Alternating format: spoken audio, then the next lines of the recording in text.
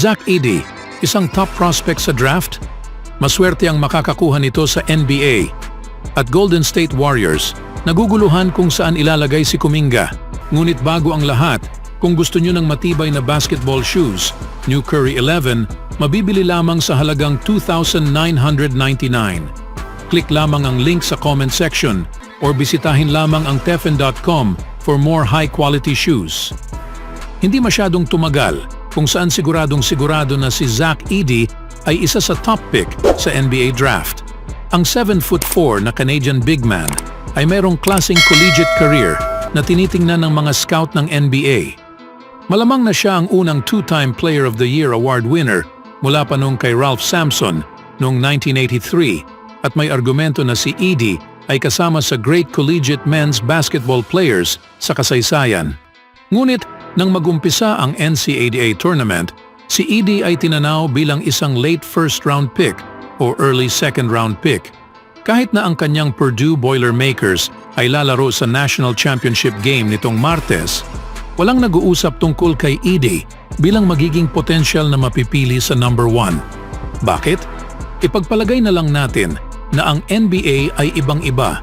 Para sa lahat ng tagumpay na nakuha ni Edey sa kolehiyo, ang modernong laro ng NBA ay isang lubos na iba't ibang beast.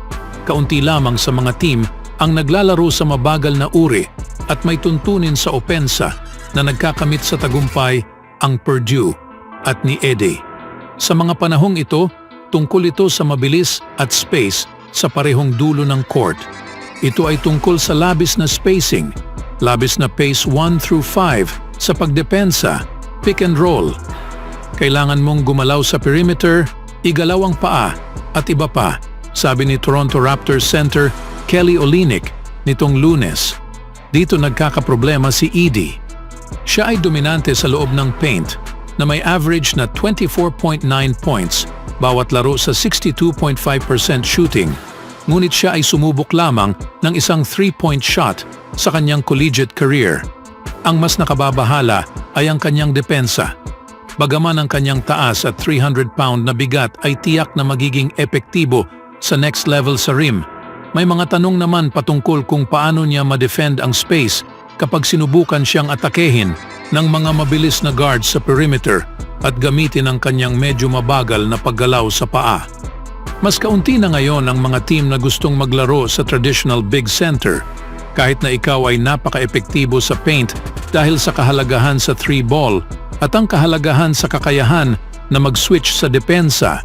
Sabi ni Garrett Temple na pumasok sa liga noong 2009, ang season na si Hasheem Thabeet na 7'3" ay naging second overall sa Memphis Grizzlies.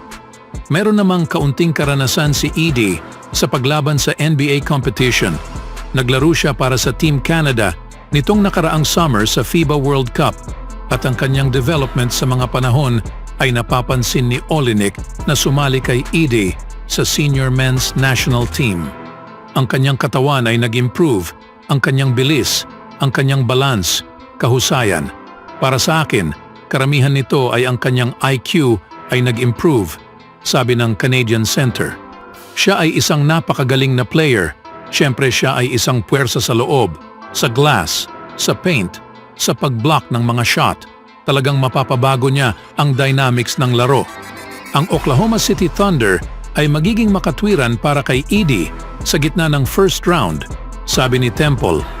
Mayroon silang sapat na shooting at playmaking na maaaring hilingin ng isang team, ngunit hindi gaanong mayroong uri ng supersized big man na pwedeng ipareha kay Chet Holmgren sa ilang certain matchups sa ibang mga team sa Western Conference. Ano ang mangyayari? Halimbawa, kapag naglaro ang Thunder laban sa Denver Nuggets at Nikola Jokic o sa New Orleans Pelicans at Jonas Valanciunas. Para sa Thunder, isang team na mayroong maraming future first-round picks at maraming kasalukuyang mga kabataang talento. Sulit ang mga ito. Baka ang pagkakaroon ng isang 7'4" na prospect big man bilang isang pagbabago sa bilis o situational na big man ay may kahulugan sa ilang mga matchup kahit pa siya ay mas mukhang old school na tipo ng big man. Natitiyak na may lugar para sa kanya, ayon kay Olynyk. Kailangan mo ng sukat para ma-match ang mga ilang center sa ilang sitwasyon. Ang Raptors ay mayroon ng 2 centers na nakalock sa mga kontrata sa susunod na taon na may extension na pinirmahan sina Olynyk at si Jacob Pelt na may kontrata na hindi bababa sa susunod na 2 seasons. Ito ang pagkakaroon kay Edey sa Toronto na medyo awkward, lalo na mas traditional center pa itong si Jacob Pelt. Anong masasabi niyo mga kaibigan? Sa ibang balita naman, ang Chase Center ay naging low-stress environment para sa Warriors nitong linggo. Nagdesisyon silang itabi si Stephen Curry laban sa Utah Jazz team at ang pagkuha ng pwesto sa NBA Play-In Tournament ay nasecure na nila bago magumpisa ang laro. Ang Warriors, sa tamang oras, ay umarangkada patungo sa isang 118-110 na panalo laban sa Jazz. Ang laro ay hindi kasing dikit ng score, ngunit ito ay nagbigay ng perpektong pagkakataon upang pahintulutan si Jonathan Kuminga na bumalik sa aksyon. Si Kuminga ang starting small forward ng team bago siya mawala sa 6 na laro dahil sa bilateral knee tendinitis. Ang Warriors ay naging 5-1 sa kanyang kawalan. Kaya naman, nagdesisyon si Coach Steve Kerr na si Kuminga ay magsisimula sa bench sa kanyang pagbabalik. Dahil wala sina Andrew Wiggins at Curry na sidelines, inilagay ni Kerr sina Brandon Podziemski at Chris Paul bilang mga starters kasama si Trayce Jackson-Davis, Draymond Green at Klay Thompson. Ang desisyon na pinagsimula si Brandon ay batay sa mga kombinasyon, sabi ni Kerr. Dahil wala si Steph, nais naming panatilihin na magiging starter si Draymond at Trayce para sa mga dahilan sa depensa. Pakiramdam namin mas mahusay na kombinasyon ito kung gagawin namin ito kasama si Brandon at dadalhin si Jonathan patungo sa bench. Sumagot si Kuminga kung ano ang nais ng Warriors.